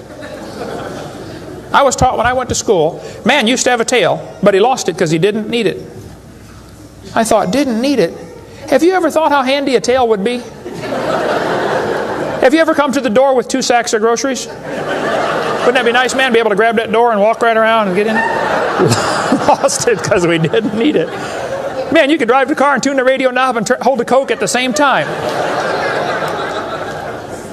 They're going to tell the kids that lobe-finned fish show evolution. Yes, boys and girls, during the Devonian period, 410 million years ago, there were fish with lobe fins. What that means is a short arm and then the fin grows. Well, that's stupid, okay? The lobe-finned fish are still alive. They're called the coelacanth. And when they found the first coelacanth in 1938, first folks, people didn't believe it. They said it can't be true because they died millions of years ago. When they finally proved, yes, they're still here, all they said was, wow, they survived for millions of years. Never dawned on them to maybe question the whole theory. Never dawned on them. When Dr. Roy Mackal went to Africa and did expeditions on dinosaurs still alive in the African swamp, University of Chicago microbiology professor Dr. Roy Mackal wrote this book. He went over there twice, interviewed folks who've seen living dinosaurs. People who've never seen a white man. When he showed them the Apatosaurus, they said, yeah, that's Mokele Mbembe. He lives out in the river. He's not friendly. Don't get close. Dr. Mackal said, fellas, that's a dinosaur. They've been dead for 70 million years. The natives said, well, we're sorry. We didn't know about that. All we know is we see them out there once in a while. So Mackal gets back, writes this book, and says, folks, there are still some dinosaurs alive in Africa. Then he says, it's amazing. They survived for 70 million years. Never will cross his brain that maybe your basic theory is wrong. That thought will never enter his mind, I don't think. It ought to. Lobe-finned fish are still alive, folks. They tell them trilobites are good index fossils for rock that is 600 million years old. Well, that's stupid, okay? There's a human shoe print where a guy stepped on and squashed a trilobite. How could a human step on a trilobite? If they're 500 million years ago. One guy said, maybe aliens visited the planet and stepped on a trilobite. Trilobite had the most sophisticated eye ever found in nature. It's one of the first animals to evolve, and it's already got the most complex eyeball. I don't think so. The whole thing about index fossils is stupid. Okay, there aren't any index fossils. The graptolites are the index fossil for 410 million year old rock, and yet they're still alive right now in the South Pacific. They tell the kids the dinosaurs are index fossils for 70 million year old rock. Folks, dinosaur blood was found inside the bone. Don't you think it's going to decay in less than 70 million years? There's enormous evidence that man and dinosaurs have always lived together. We covered that for 2.5 hours on video number 3 of our Blue series of tapes. Gene Thomas, missionary friend of mine, was in the Congo swamp for 42 years as a missionary. He said, I had 2 pygmies in my church that killed and ate one. Yes, dinosaurs are still alive. California, 1925, this thing washed up on the beach called California's Nessie. Laid there on the beach and rotted away. Here's a guy behind it with a rifle. In the front you can see the critter's head. Neck going off to the right. The neck was 20 feet long. One atheist wrote me a letter and said, Hovind, you're so stupid. Don't you know that was a whale? Show me any neck on a whale, would you please? No, I think dinosaurs have always lived with man. They were called dragons for most of history. People killed most of them. There could be a few still around. It wouldn't affect me at all, okay? I don't think there's a lot of them, but there could be a few still out there. They changed the name in 1841 to dinosaur. That's all that happened. And man exterminated most of them. They're mentioned in the Bible. We cover all that in video number 3. They're going to tell the kids, we've got evidence for evolution. It works by natural selection. Well, yeah, natural selection works, but see, evolution is based on 2 faulty assumptions. Number 1, they say mutations make something new. That's never been observed. And natural selection makes it survive. That's never been observed. That sounds good theoretically, but it's never been observed. Mutations happen, there's no question. Okay, thousands and thousands of mutations happen. But even guys like Pierre Gross will say, no matter how numerous they may be, mutations do not produce any kind of evolution. They're only scrambling existing information. They're not adding anything new. Here's a 5-legged bull. That's a mutant. There's no new information added. Doesn't the bull already have the gene code to make a leg? You just built one in the wrong place, that's all. This is not new information. This is scrambled information. That's not new. Here's a short-legged sheep. He's the first one the wolf is going to catch. Go, boys, go. Here comes the wolf. Herman didn't make it. Here's a 2-headed turtle. That's a mutant. Not ninja, but he's mutant. He's going to freeze first winter. Nobody makes a turtleneck sweater. I've never seen one. I've been looking. See, a mutation is scrambling information that already exists. It's like you can take the letters from the word Christmas and get all sorts of different words, scrambling them up. But you never get Xerox, zebra, or queen. The letters aren't available. And a mutation does not give you new information. It scrambles existing information. This textbook shows the kids a 4-wing fly. Look what it says now, kids. You've got to be careful or you'll be tricked on this one. Normal fruit flies have 2 wings. This mutant has 4. This rare mutation, like most mutations, is harmful. Look what it says. Beneficial mutations are the raw material for natural selection. Oh, why didn't they show us one? Why did they show us an example of a bad mutation and tell us that good ones is how it works? Show me a good one. You know why nobody's ever shown a good mutation? Because nobody's ever seen a good mutation. One professor I was debating said, I know a good mutation. He said, people in Africa that get sickle cell anemia cannot get malaria. Wow, that's like saying if you cut off your legs, you can't get athlete's foot. Yeah, you're probably right, but that's not a beneficial mutation. They tell them evolution and natural selection go together. He says, this textbook says natural selection causes evolution. That's stupid, okay? Natural selection doesn't cause any evolution.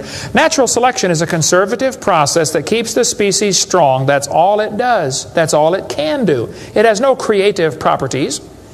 Natural selection, nature can only select what there is to select from. If I said, I'm going to go around the world, I'm going to try to raise a race of people that are over 12 feet tall. So everybody under 12 feet tall, we're going to kill them.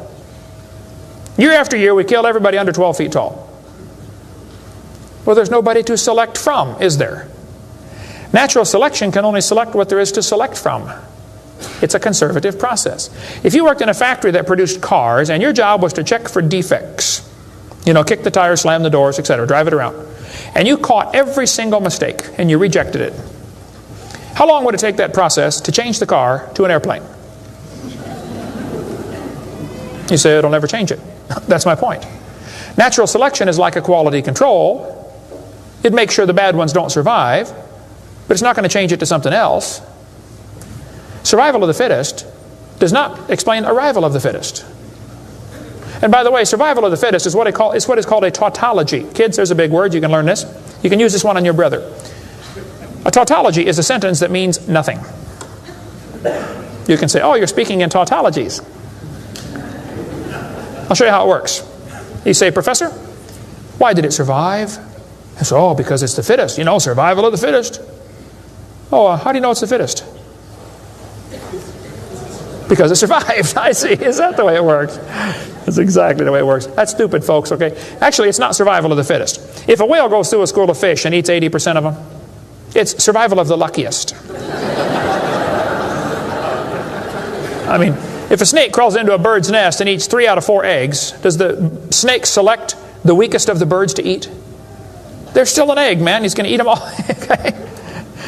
Then they do the thing with the fruit flies for the kids. They'll say, boys and girls, we raised flies in the laboratory and we nuked them and microwaved them and x-rayed them, and we got these flies to have mutated babies. We got flies with curled wings. They fly around, bzz, bzz, bzz, couldn't go anywhere. They got flies with no wings. What do you call that? A crawl? You can't fly. They raised all these mutated flies in the laboratory and said, you know what, folks? Every fly we got was worse off than Grandpa Fly. Yeah, so? So they tell the kids, you see, this proves that flies have evolved as far as they can go. No, this proves you're messing up with perfectly good flies, okay? God made them right and you're messing them up. Now leave them alone, all right? This guy says, we've got proof for evolution because flies in the north have wings 4% larger than flies in the south. That's proof we all came from a rock. That's stupid, I'm sorry. Then they tell the kids, boys and girls, today you're going to learn to think critically. Watch this sentence here carefully. Some kids doing this for homework tonight. Boys and girls, do you think humans are still evolving? Now what kind of question is that? That's one of those questions like, have you stopped beating your wife yet? Well, if I say yes, I'm admitting I did. If I say no, I'm still doing it. Wow. All right. Go back and look at the original question. Do you think humans are still evolving? Doesn't that question assume that evolution has happened? What if a kid doesn't believe in evolution? How's he supposed to do his homework tonight? That question does not teach him how to think critically. That teaches him what to think, not how to think. That's a Soviet-style indoctrination type question. And the textbooks are full of them. They're not learning how to think. And when the kid gets done with this course, he's going to think he knows how to think. But he doesn't. He knows how to be told what to think. Brainwashing at taxpayer expense. Quite a few lies in the textbooks covered in this one. We got a lot more in video number 4. Adolf Hitler said, "You let me control the textbooks, I'll control the state." What is in these books anyway? There's a lot of good science in there, but there's some poison. Professor Wilson at Harvard University said, "As were many persons from Alabama, I was a born-again Christian. When I was 15, I entered the Southern Baptist Church with great fervor and interest in the fundamentalist religion. I left at 17 when I got to the University of Alabama and heard about evolution theory. 1 year of college destroyed his faith." Philip Wentworth said, "When I went to Harvard in the fall of 24, I was not only a Christian, I was a candidate for the ministry. Then for 4 years I underwent a process of mental readjustment which shook my little world to its foundations. Through it all, one thing was clear to me. If I could reconcile religion with intelligence, I knew that I could go on into my chosen career fortified by the experience. If I could not, every consideration of honor would compel me to make other plans. In the end, I gave up the ministry." Scott wrote me a letter and said, "Dr. Hovind, until I went to college, my faith in God was sound. My college history class helped destroy that faith. I started to doubt the Bible and God's Word. I even started to doubt Jesus was truly God's Son and that He died and rose for my sins. My best friend showed me your tapes and I was in awe of what I saw. Everything I thought I knew about life was changed." Praise God. People will sit home and watch a video that you will never get to come to church. Especially men. If they're sitting at home holding the remote. There's this feeling of power surges through their body. How many know what I'm talking about? Now come on, be honest, okay? Right? That's why we purposely leave my videotapes uncopyrighted. Copy them and give them to your friends, man. Get them saved. All right? 75% of the kids from Christian homes that go to public schools are going to lose their faith after 1 year of college. 75%. Professor Bonar said, "Evolution is a fairy tale for grown-ups. The theory has helped nothing in the progress of science. It is useless." Malcolm Muggeridge said, "I am convinced the theory of evolution, especially the extent to which it's been applied, will be one of the great jokes in the history books of the future." It's a joke. And it would be a joke if it weren't for the tragic results. How many kids are taught this thing every day and believe it, and it destroys their faith? Adolf Hitler was a strong believer in evolution. He thought the Jews were an inferior species and needed to be eliminated for the good of humanity. Joseph Stalin was an evolutionist. Trotsky was an evolutionist. Pol Pot from Cambodia was a strong believer in evolution. We covered lots more on that in video number 5. Scientists who go about teaching that evolution is a fact of life are great con men. The story they are telling may be the greatest hoax ever. In explaining evolution, we do not have one iota of fact. Evolution is a shell game. You ever seen those shell games where they put the pea down there and they put the 3 shells on it and the guy tries to get you confused, you know, he messes them around? Evolution is like a shell game. If you ask the biologist, where's the best evidence for evolution? He'll say, oh, it's in geology. I debated Dr. Pigliucci. It's debate number 12, I think, of my series out there, of the red series of tapes. Those are debates. I said, Dr. Pigliucci, you have gotten $650,000 in grant money to study evolution of plants. You've been teaching a course on the evolution of plants for 30 years. What is the best evidence of evolution you're aware of? And he said, the evolution of whales. You're a botanist telling me the evolution of whales is your best evidence? It's always this way, folks. The geologist thinks the anthropologist has the evidence. The anthropologist says, oh no, we don't have it. The biologist has it. It's a shell game. The only problem is there's no pea under any of them. Nobody has the evidence. It's a joke. Sir Arthur Keith was selected to write the foreword to Darwin's book when it was republished in 1959 because he was a strong believer in evolution. Arthur Keith said, "Evolution is unproved and unprovable. We believe it because the only alternative is special creation. And that is unthinkable." I mean, you're not even allowed to think that maybe there's a creator? The only alternative. He's right, by the way. The Russian atheist astronomer came to America and spoke at one of the universities, and he started off his speech, he said, "Folks, either there is a God or there isn't." I thought, boy, this guy's brilliant. He nailed that point right on the head. I got to give him credit for that one. And then he said, "Both possibilities are frightening." I thought, wow, that's a good statement. You see, if there is a God, we better find out who He is and find out what He wants and do what He says. If there is no God, we're in trouble. We're hurtling through space around the sun right now at 66,000 miles an hour, and nobody's in charge. That's a scary thought.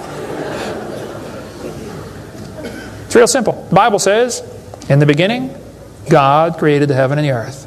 The Christian view of history is very simple. God made the world in 6 days just like He said He did. And that explains all the symbiosis relationships. How can certain animals and certain plants require each other? Which one evolved first?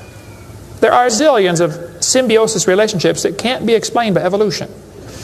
The pre-flood world was very different. The people lived to be 900 years old. We cover that on video number 2, why they lived to be 900. You can check out my website and see them right there, drdino.com. During this time when people lived to be 900, reptiles grew to be huge. See, reptiles, even today, never stop growing. Reptiles grow all their life. So if a reptile lives to be 900 years old, he's going to get real big. Dinosaurs were big lizards that lived with Adam and Eve. And then Noah took dinosaurs on the ark. People say, dinosaurs on the ark, they're kind of big, aren't they? Well, the big ones were big, but the little ones were little. And Noah was 600 years old when he built that boat. I bet he was smart enough to figure out, you don't have to bring the biggest ones you can find. Bring 2 babies. Just be sure to get a pink one and a blue one. That'll be important later. After the flood was over, people killed most of the dragons, as they were called. That's why there's legends of dragons all through history. Plus the climate killed a lot of them. People don't live to be 900 anymore. We cover all that on video number 2. And there might be a few still around. Christians don't need to worry about dinosaurs. They're part of the normal creation. They're mentioned in the Bible. It's all there, folks. We just got to get a good biblical view of history. God created this world. See, it's real simple. Let's summarize here. God made the world. It didn't evolve. Evolution is stupid. There are hundreds of more reasons we can give. We're going to run out of time, though. But if God made the world, He owns it. That means He makes the rules, like the 10 Commandments. We are guilty of breaking His rules. I'll show you. Rule number 9, commandment number 9, thou shalt not bear false witness. That means don't lie. How many of you have ever lied before? Come on, you don't do another one. Put your hand up. Don't give me that pious look. Come on. Number 8, don't steal. How many ever stole something? You already told me you're a liar. Now come on. You don't have to read very far to realize we're guilty, which means we're going to be punished. Or find a substitute. See, I can't substitute for your sins because I got a whole bunch of my own. But Jesus Christ is not only willing, He's able. He wants to take your place. He wants to pay for your sins. It's real simple. February 9th, 1969. My friend said, Kent, you're a sinner. I said, well, you can say that again. He said, you deserve to go to hell. But Jesus died for you. He wants you to save you. He wants to save you. If you'll ask Him, He'll save you right now. And I bowed my head and said, Lord, I'm a sinner and I deserve to go to hell, but would you please forgive me and save me? And I've got God's promise I'm going to heaven. Hey, if you died today, where would you go? You ought to think about it because you will be dead for a long time. Doesn't matter how long you live, you're going to be dead longer than that. You know, George Washington died 200 years ago. And he's still dead. How much longer does he have to go? You're going to be dead for a long time. All you get in this life is a little bitty dash between two dates. Just a little, and it's gone. What are you going to do with your dash? Let me give a suggestion to you. Give the whole thing to Jesus. Say, Lord, you may have it, the whole thing. One time a little boy saw Jesus preach, and he had a little sack lunch. 5 biscuits and 2 fish sticks. I said, here, Jesus, you can have the whole thing. Jesus said, thank you, son. Everybody sit down, please. 5,000 men, plus women, plus children. We can assume probably 20,000 people. Jesus started breaking those fish sticks and bread up and making fish sandwiches and started passing them out to the disciples. And everybody sat down in the grass and they passed them out and passed them out and passed them out and passed them out. When they got all done, everybody was stuffed. You want another fish sandwich? Oh, no, I can't. No, man, I'm stuffed. He said, okay, disciples, gather up all the fragments. They got 12 baskets full of fragments left. That little boy came home from the meeting. Mama said, hey, son, how'd you like your lunch? Oh, Mom, you won't believe it. Was it good? Oh, it was good, Mom. You have any left? Hey, disciples, come on in here, would you please? See, he decided to give it all to Jesus. Now, he ended up getting fed himself. He's one of them 20,000 that got fed, you know. He could have kept it and got fed, or he could give it away and get fed. Worked the same either way. If you could learn to give your life away to Jesus, you will get a wonderful life. Plus, it'll bless lots of others. Some of you ought to quit worrying about knocking that dumb ball into the hole in the dirt and start worrying about who's going to heaven or hell. And you ought to quit worrying about getting a fancier car and a fancier house and start worrying about who's going to heaven or hell. Maybe God gave you that good job so you can give some money to missionaries. Not so you can build a bigger, fancier house. You know what we need in this country? We need a Christian Barney. How many kids in this town tomorrow are going to be taught evolution? On Discovery Channel, Nature Channel, National Geographic, textbooks, library books. How many? Thousands of them. And they're going to use dinosaurs, aren't they? Little 4-year-old kids get a book. Hey, boys and girls, dinosaurs lived millions of years ago. Isn't that what they say? Why don't one of you get yourself a purple costume? Get all the neighborhood kids together. Hey, boys and girls. We're going to sing now. God loves you, God loves me. He wants you in His family. If you'll ask Him now, He'll come into your heart, and of His family you'll be part. Shouldn't they learn that instead? Folks, somebody's got to reach these young kids.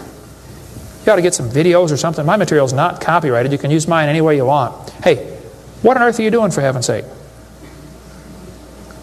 What are you doing for the Lord? I saw this tombstone the other day at a cemetery. Wayne Strickland, atheist.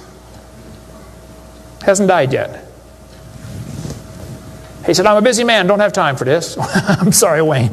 You're going to have lots of time here coming up soon. Claims to be an atheist. Interesting. The Bible says, the fool has said in his heart there is no God. Did you know God doesn't believe in atheists? Think about that one. Where would you go if you died? Now, if you're not sure you're going to heaven, you ought to give your heart to the Lord and get saved. If you are saved, you ought to find something to do for the Lord. If you want to get any of my video materials, they're not copyrighted. You can get a 15-hour seminar on creation, which lots of material on stuff, on creation, evolution, dinosaurs. Get some of the debates or the red tapes or the miscellaneous topical series. We want to strengthen your faith in the Word of God. If you're here tonight and you're not saved, or if you're watching this video and you're not saved, give me a call. I'll be glad to help you meet the Lord. Our website is drdino.com. Phone number in Pensacola, Florida, 850-479-DINO. We like dinosaurs around there. If you come through Pensacola, stop and visit Dinosaur Adventureland. If you get a chance to go on the cruise, we'd love to have you come on the cruise, and we'll talk more about dinosaurs and creation and evolution. Thank you so much for joining us tonight.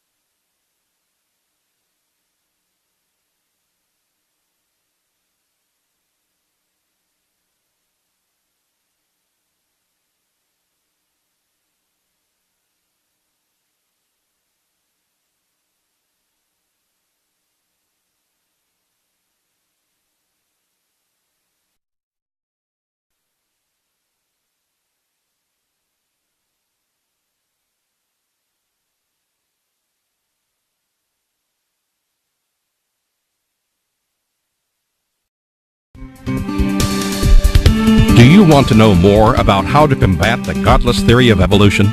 Creation Science Evangelism offers 4 great tools that help strengthen the faith of believers and win the lost to Christ. After 15 years of teaching high school science, Dr. Hovind began Creation Science Evangelism in 1989. We are a ministry that is dedicated to providing tools which will help you combat the evolution philosophy that is destroying the faith of millions every year. The first tool Creation Science offers is their powerful, life-changing video series. Over the last 12 years, well over 1 million videotapes of Dr. Hovind's seminar have circled the globe. They are reaping a harvest of souls for the kingdom of Christ, as well as helping restore the faith of many thousands confused by the evolution propaganda to which they've been subjected. These videos are available in English, Russian, French, Spanish, Japanese, and sign language. The Age of the Earth, first of the 7-part series, teaches that God created the universe about 6,000 years ago in 6 literal days. Could this be true? Can it be scientifically proven that the Earth is not billions of years old? This tape gives solid scientific evidence that the Earth is young and that the Bible is scientifically accurate. How did the environment of the original creation differ from ours today? And how would this allow men to live over 900 years? Can Christians have a good explanation for the existence of dinosaurs? Could some dinosaurs still be alive today? These and many more questions are covered in the 2nd and 3rd part of the series. Evolution has permeated public school textbooks with false and fraudulent information. This video exposes nearly 30 lies commonly found in textbooks. Every public school student, teacher, and school board member needs to watch part 4 of this series. Find out if you have been lied to in your textbooks. Discover the terrible difference evolutionary beliefs have made in the past as well as in recent history in our video number 5. Dictators throughout time have used their evolution-based philosophies to rationalize their brutal actions. Learn how evolution propaganda is being used today to prepare people for the New World Order. This is just a taste of all the information the 17-hour seminar series has to offer. Also available are college courses that expand on the seminars in great detail. For those who can handle a more confrontational atmosphere, our debate series is just for you. I said, now, Mr. Patterson, if you think the tailbone is vestigial, I, Kent Hovind, will pay to have yours removed. Dr. Hovind has debated a wide range of atheists and evolutionists all over the country, and you're sure to find these 12 debates very exciting. These would be perfect to present to that scientifically minded person who likes to argue their point. Our topical series includes exciting topics like why evolution is stupid, public school presentation, children's video about dinosaurs, the Bible and health, Leviathan, the fire-breathing dragon, and many more. Creation Science also offers a variety of visuals like the longevity chart, which presents the entire lineage of Adam to Joseph as given in Genesis. It's exciting to see exactly how many generations were alive at the same time. Hundreds of books on a variety of subjects, videos on incredible creatures that defy evolution, t-shirts, fossils, and more. Make Creation Science Evangelism the one-stop shopping center for your creation material needs. Our 2 websites, www.drdino.com and www.dinosauradventureland.com, provide our second tool for evangelism. DrDino.com is packed with lots of information, from charts and graphs to articles and frequently asked questions. This is also where you will find more information on all of the products CSE has to offer.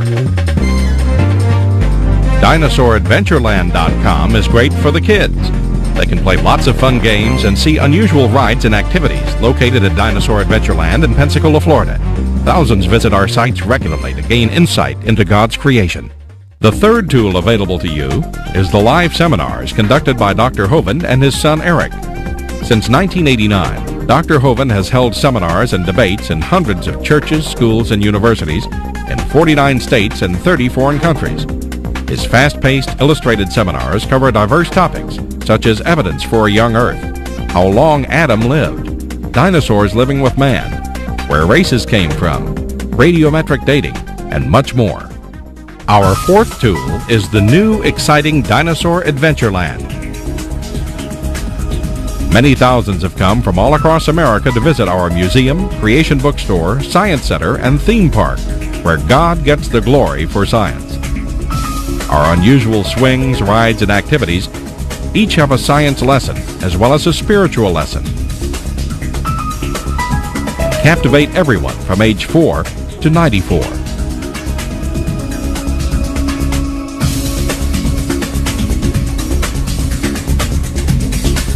To order material, find out how to schedule a seminar at your church, or get more information about Dinosaur Adventureland, write to us at Creation Science Evangelism, 29 Cummings Road, Pensacola, Florida, 32503, or call us at 850-479-3466, or toll free in the U.S. 877-479-3466.